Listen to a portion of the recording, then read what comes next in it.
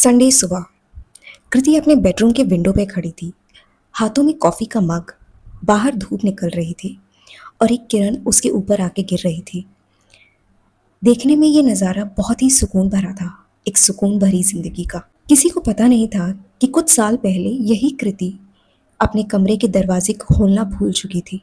Coffee का एक SIP लेते हुए उसकी नज़र खिड़की के बाहर चली गई, लेकिन उसका दिमाग कहीं और था। उस वक्त में जब आज वाली जिंदगी एक सपना लगती थी, एक नामुमकिन सपना। कृति कानपुर में पैदा हुई थी, एक मिडिल क्लास घर में, और वो घर की एक लौती बेटी थी, माँ बाप की लाडली। जो भी मांगती थी वो मिल जाता था।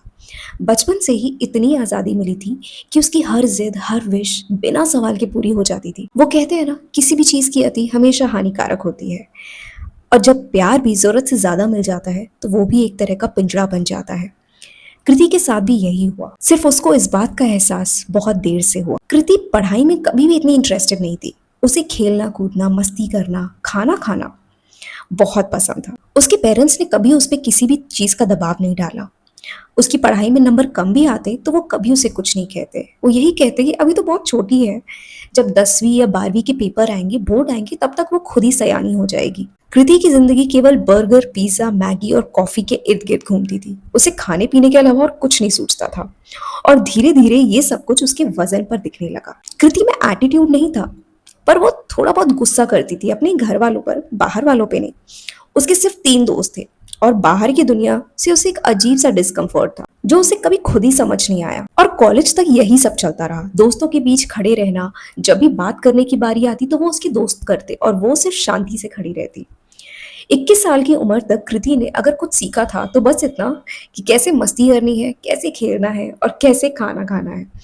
अलग अलग तरह के पकवान कहाँ मिलेंगे ये सब उसे पता था। 87 kgs तक पहुंच गया था उसका वजन, और अंदर कहीं एक आवाज थी जो उसको बड़े सपने दिखाती थी। लोगों का अटेंशन पाना, अप्रिसिएशन, अपनी एक पहचान बनाना। पर वो आवाज कभी बाहर नहीं आ पाई। वो उसके उस इंट्रोवर्टेड बिहेवियर के अंदर कहीं दब सी गई थी। इंडिपेंडेंस, वो तो जैसे कभी डेवलप ही नहीं हुआ, क्योंकि स्कूल की फीस जमा करने से लेकर के कॉलेज की फीस तक वो कभी लाइन में खड़ी ही नहीं हुई। अगर कभी दोस्त के घर जाना होता था या फिर राशन का भी सामान लाना होता था, जो भले ही घर से 1 से 2 किलोमीटर की रेंज में ही क्यों ना हो, उसके पापा उसे छोड़ने जाते और भाई लेने जाता। तो कभी इंडिपेंडेंस डेवलप ही नहीं हुआ, और धीरे धीरे वक्त कहाँ बीत गया पता ही नहीं चला। कॉलेज खत्म होते ही दोस्तों ने जॉब की तैयारी शुरू कर दी। कृति को खुद ही नहीं पता था कि वो लाइफ में क्या करना चाहती है, तो जो उसके दोस्त कर रहे थे वो वही करने लगी। उसने भी सरकारी नौकरी की तैयारी शुरू कर दी, कोचिंग ज्वाइन करी, पर उसका दिल कभी उसमें लगता ही नहीं था। कॉमर्स बैकग्राउंड से थी तो मैथ्स से बिल्कुल नफरत थी उसे, और सिलेबस देख करके तो उसका सर चकरा जाता था। एक एक करके उसके 3 दोस्त सेटल हो गए। 2 बैंक में जॉब करते थे और एक गवर्नमेंट टीचर, और कृति अभी भी सिर्फ प्रिपरेशन कर रही थी।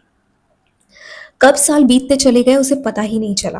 पता सिर्फ इतना चला कि कृति अचानक से बहुत चुप सी रहने लगी। फियर और एंजाइटी ने उसे अंदर से जकड़ लिया था। बैचमेट्स, दोस्त, सबकी नौकरी लग चुकी थी, सिर्फ उसकी नहीं। और ये बोझ धीरे धीरे उसे अंदर से तोड़ रहा था। उसने खुद को कमरे में बंद कर लिया। ना बाहर जाना, ना किसी से मिलना, ना कोई सोशल लाइफ। इंस्टाग्राम पे वो दोस्तों की फोटोज देखती थी, उसे अच्छा लगता था उनके लिए, पर साथ ही खुद के लिए इतना बुरा लगता था कि कब उसके आंसू गिर जाते थे उसे पता ही नहीं चलता था। 2018, कृति 27 की हो चुकी थी, और उसके हाथों में उसकी बेस्ट फ्रेंड की शादी का कार्ड था। एक तरफ दोस्त की नई जिंदगी शुरू हो रही थी, और दूसरी तरफ कृति जो अभी भी जहां थी वहीं पर रुकी हुई थी। वो खुश थी अपनी दोस्त के लिए, सच में बहुत खुश थी। पर अगले 3 साल उसके लिए किसी टॉर्चर से कम नहीं थे। 2 साल के अंदर अंदर उसके तीनों दोस्तों की शादी हो गई। अब कॉन्फ्रेंस कॉल पे भी बस एक ही टॉपिक चलता था कि अगली बारी कृति की है, और दोस्त उसे हौसला भी देते कि चिंता मत करो, तुम्हारी भी जॉब लग जाएगी, इस साल पक्का हो जाएगा। पर नतीजा सेम रहता। धीरे धीरे कृति कब डिप्रेशन में चली गई उसे खुद पता नहीं चला। कितनी भी कोशिश करती, किसी से अपने दिल की बात शेयर ही नहीं कर पाती। मम्मी पापा कहते कि टेंशन मत लो, प्राइवेट में कर लो, या नहीं भी करोगी तो कोई बात नहीं। पर ये कृति के लिए कंफर्ट नहीं था। ये एक इनविजिबल सा केज था जिसे वो तोड़ नहीं पा रही थी। उसके कमरे की 4 दीवारें, जिनसे वो कभी निकलती ही नहीं थी, और अब शायद निकलने की इच्छा भी खत्म हो चुकी थी। बाहर से सब नॉर्मल दिखता था, पेरेंट्स के साथ बात करना, भाई के साथ लड़ना, इसलिए किसी को कभी पता ही नहीं चला कि कृति के अंदर आखिर चल क्या रहा है। उसका 30th बर्थडे था। बड़े प्यार से उसके पेरेंट्स उसके लिए केक लेकर के आए थे। जैसे ही कृति केक काटने बैठी, मानो 30 साल का सफर उसके ऊपर एक बोझ की तरह महसूस हुआ। बिना सक्सेस की स्ट्रगल, अकेलापन, सब कुछ जैसे एक झटके में उसकी आंखों के सामने उसके 30 साल खड़े हो गए थे। और वो जैसे मानो खुद को कंट्रोल ही नहीं कर पाई और उसकी आंखों से आंसू निकलने लगे। जो एक दो आंसुओं की शुरुआत थी वो धीरे धीरे सैलाब में बदल गए। और कृति इस कदर टूट के रोई कि उसके माँ बाप भी डर गए उसे देख के, कि आखिर उनकी फूल सी बच्ची जिसे उन्होंने बचपन से इतने नाजों से पाला था, हर जिद पूरी करी थी, आखिर वो इस हाल में कैसे पहुंच गई, इस कदर कैसे टूट गई। उसका भाई दूसरे शहर में जॉब करता था, तो मम्मी पापा अकेले थे। और कृति को इस हाल में देख करके वो बहुत परेशान हो गए थे। करीब 2 घंटे रोते रोते कृति ने पहली बार सच बोला, हर एग्जाम फेल होना मुझे अंदर से तोड़ देता है। पिछले 3 साल में जितने भी रिश्ते आए, सब मेरे वजन की वजह से मना हो गए। कोई मुझे पसंद नहीं करता। मेरा मन करता है कि मैं खुद को ही खत्म कर दूं। गुस्से और डिप्रेशन में कृति ने इतनी बड़ी बात कह तो दी, पर ये सुनते ही मानो उसके पेरेंट्स के पैरों के नीचे से जमीन खिसक गई। उस दिन ना तो केक कटा और ना ही किसी ने मजबूर किया। अपनी आंसू भरी आंखों से उसने जब अपने मम्मी पापा की तरफ देखा और उनका डरा हुआ चेहरा देखा, तो उसने हिम्मत करके कहा कि चिंता मत कीजिए, मैं खुद को कुछ नहीं करूंगी, इतनी हिम्मत नहीं है मुझ में। पर मैं थक चुकी हूँ। मैं थक चुकी हूँ इस जिंदगी से। मुझे कुछ नहीं समझ आ रहा कि मैं क्या करूँ। मैं बहुत अकेला फील कर रही हूँ। मैं जो भी करती हूँ मैं सब जगह फेल हो जाती हूँ। मैं क्या करूँ? मुझे कुछ नहीं समझ आ रहा। प्लीज मेरी मदद कीजिए। 30 साल में पहली बार कृति ने अपने दिल की बात कही थी, और उस रात वो रोते रोते अपनी मम्मी के साथ ही सो गई। एक मिडिल क्लास फैमिली में ये सिचुएशन डील करना कोई आसान बात नहीं है, क्योंकि कभी हमारे पेरेंट्स ने ऐसी सिचुएशंस देखी नहीं। उन्होंने अपने बचपन में ऐसा कुछ फेस ही नहीं किया कि एनजाइटी, डिप्रेशन जैसी चीजें होती क्या है, उन्हें पता ही नहीं था। तो सोल्यूशन कहाँ से मिलेगा? और ये सेम चीज कृति के पापा के साथ भी थी। उन्हें कुछ नहीं समझ में आ रहा था कि वो अपनी बेटी के लिए क्या करें।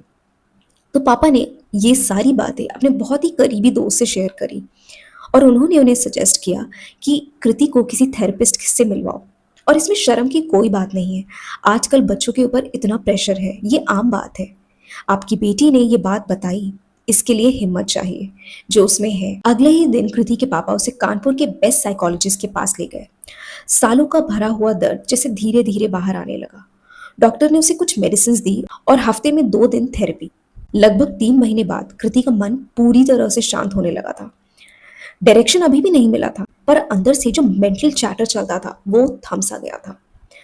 एक दिन उसके थेरेपिस्ट ने उसे एक मूवी सजेस्ट करी, द सीक्रेट। कृति ने जब उस मूवी को देखा और हंस पड़ी। उसके मुंह से सीधे निकला कि ये क्या बकवास है। अगर दिल से चाहो और सब मिल जाता तो मेरी जॉब तो 8 साल पहले लग चुकी होती और मेरी शादी मेरे ही पसंद के लड़के से न जाने कब की हो चुकी होती। थेरेपिस्ट मुस्कुरा करके उसकी तरफ देखे और उन्होंने एक सवाल बहुत ही संयम से पूछा, कृति तुमने पिछले 8-10 सालों से बैंकर बनने की तैयारी करी। एक बार खुद से ऑनेस्टली पूछो, क्या सच में बैंकर बनना चाहती थी, या सिर्फ इसलिए चाहिए थी क्योंकि तुम्हारे दोस्त बन रहे थे? कृति शांत हो गई, क्योंकि बात तो सही थी। वो खुद कभी बैंकिंग की प्रिपरेशन नहीं करना चाहती थी। वो तो सिर्फ इसलिए गई थी क्योंकि उसके दोस्त वो कर रहे थे। और शादी क्यों नहीं हुई? थेरेपिस्ट ने पूछा। जिस लड़के को तुम पसंद करती थी उससे कभी बताया, या फिर तुमने खुद को ये बोला कि वो इतना अच्छा है और तुम ओवरवेट, अनवर्दी हो? किसने दूर किया उसे, उसने या तुमने खुद? कृति फिर चुप हो गई। और ये भी सच था, उसने कभी उस लड़के को अप्रोच ही नहीं किया, क्योंकि उसे कमी हमेशा खुद में लगती थी। उसे लगता था कि वो लड़का इतना अच्छा है कि वो उसे पसंद क्यों ही करेगा, और इस चक्कर में उसने कभी अप्रोच ही नहीं किया। तो कृति ने पहली बार अपने लिए एक सवाल पूछा, मुझे आखिर पता कैसे चलेगा कि मैं चाहती क्या हूँ? तो डॉक्टर ने उसे सबसे पहले खुद को जानना सिखाया कि सेल्फ लव, सेल्फ अवेयरनेस, ये सारे लव्स सुनने में तो बहुत आम लगते हैं, पर इन्हें करते कैसे हैं, उन्होंने उसके बारे में उसे बताया। कृति बहुत कंफ्यूज थी, पर उसने वही किया जो डॉक्टर ने उसे बताया। वो हर रोज सुबह 5 बजे उठती, रोज 1 घंटा वॉक और एक्सरसाइज करती। उसने जंक फूड खाना बंद कर दिया, ना ही कोल्ड ड्रिंक्स, ना ही फ्राइड फूड। उसने अपने लिए एक विजन बोर्ड बनाया, एक फिट बॉडी की फोटो, ग्लोइंग फेस, काम माइंड, खुशहाल फैमिली। उसने ये सब कुछ उस विजन बोर्ड पे लगाया, बट करियर का हिस्सा अभी भी खाली था। तो उसके डॉक्टर ने उससे कहा कि कोई जल्दी नहीं है, पहले फिटनेस फिर करियर। साथ में कृति ने यूट्यूब के ऊपर डॉक्टर जो डिस्पेंजा के वीडियोस देखे थे, तो उसने मेडिटेशन भी शुरू कर दिया, ठीक उसी तरह से जैसे वो अपने वीडियोस में बताते थे। वो हर रोज ग्रैटिट्यूड प्रैक्टिस करती, मेडिटेशन करती और वॉक पे जाती।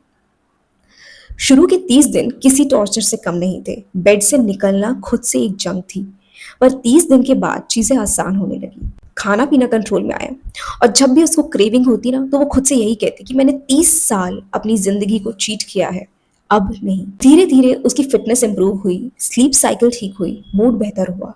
पर करियर अभी भी एक खाली पन्ना था। तो डॉक्टर ने उससे पूछा कि तुम यूट्यूब बहुत देखती हो, है ना? तो कृति ने जवाब दिया, हाँ। तो उन्होंने पूछा, आखिर क्या देखती हो? कृति ने जवाब दिया, लाइफ ट्रांसफॉर्मेशन स्टोरीज। मुझे पॉडकास्ट सुनना बहुत पसंद है। लोग कैसे अपने लोवेस्ट पॉइंट से उभरते हैं, कैसे उन्होंने मिलियन डॉलर बिजनेसेस खड़े किए हैं। मुझे बहुत अच्छा लगता है ऐसी स्टोरीज को सुनना, जहाँ लोग ऑड्स के अगेंस्ट जाकर के अपनी ज़िंदगी बेहतर बनाते हैं। और मुझे टेक्नोलॉजी और डेटा से रिलेटेड पॉडकास्ट देखना भी बहुत अच्छा लगता है। मुझे वो चीज़ें सबसे ज़्यादा अच्छी लगती हैं जब वो बताते हैं कैसे डेटा हर चीज़ को कंट्रोल करता है। सेकेंड्स में चीज़ें प्रोसेस होती हैं, रिपोर्ट्स बनती हैं, बिजनेस प्रेडिक्ट्स होते हैं। डेटा ही सब कुछ है। और डेटा से रिलेटेड जितने भी वो वीडियोस देखती थी, कैसे डेटा को यूज़ किया जाता है, एनालिसिस किए जाते हैं, रिपोर्ट्स बनाई जाती है, ये सब कुछ कृति को बहुत फैसिनेटिंग लगता था। तो उसके डॉक्टर ने मुस्कुराते हुए उससे पूछा, कभी कोई सरकारी नौकरी की प्रिपरेशन या कोई वैकेंसी या किसी कोचिंग क्लास के बारे में कोई वीडियो देखी है? तो कृति ने धीरे से बोला, नहीं। तो सरकारी नौकरी के लिए खुद को क्यों तोड़ रही हो? एक डेटा एनालिसिस का कोर्स ज्वाइन करो, उसमें बिजनेस एनालिसिस, कम्युनिकेशन, लीडरशिप को जोड़ो। वो सब कुछ ट्राई करो जो तुम्हें अच्छा लगता है, जिन लोगों को देख करके तुम इंस्पायर होती हो, वो चीजें अपने अंदर डेवलप करने की कोशिश करो। उस पल मानो कमरा शांत हो गया। ये दूसरा टर्निंग पॉइंट था कृति की जिंदगी का, जिसने उसके पूरे भविष्य को बदल दिया। अब कृति की जिंदगी की एक नई शुरुआत थी, क्योंकि अब उसे फाइनली पता था कि उसे सरकारी नौकरी की तैयारी नहीं करनी है, बल्कि वो करना है जिसमें उसका दिल लगता है। अब कृति को पता था उसकी एनर्जी कहाँ लगनी थी। उसने अपनी फिटनेस जर्नी को जारी रखा और साथ में अपने विजन बोर्ड में डेटा एनालिसिस और बिजनेस एनालिसिस की तस्वीरें जोड़ दी। उसने सिर्फ सेल्फ स्टडी पर भरोसा नहीं किया, उसने जानबूझकर कोर्सेज ज्वाइन किए जहां लोग थे, क्योंकि वो दोबारा सोशल बनना चाहती थी, लोगों से इंटरैक्ट करना चाहती थी।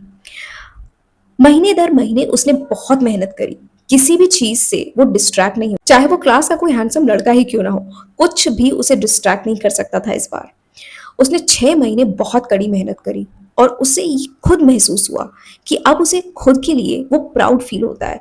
एक अंदर से अजीब सा सुकून मिलता है कि उसे सच में अब चीजें आती हैं। वो जिस फील्ड में जा रही है, उस चीज की एक नॉलेज को वो पोजेस करती है। पर अगला चैलेंज जॉब था, और जॉब पाना स्किल पाने जितना आसान नहीं था। स्किल्स को सीखना आसान था, बट फ्रेशर के रूप में जॉब पाना उतना आसान नहीं। पर अब उसके पास एक लेवरेज था, मल्टीपल स्किल्स और कम्युनिकेशन की कला, जो उसने बहुत मेहनत से सीखी थी। उसने कुछ कंपनीज की रिसर्च करी, एक ग्लोबल कंपनी चुनी और अपने विजन बोर्ड पे उसे लगा दिया, और इंतजार किया कि कब उसकी वैकेंसी आएगी।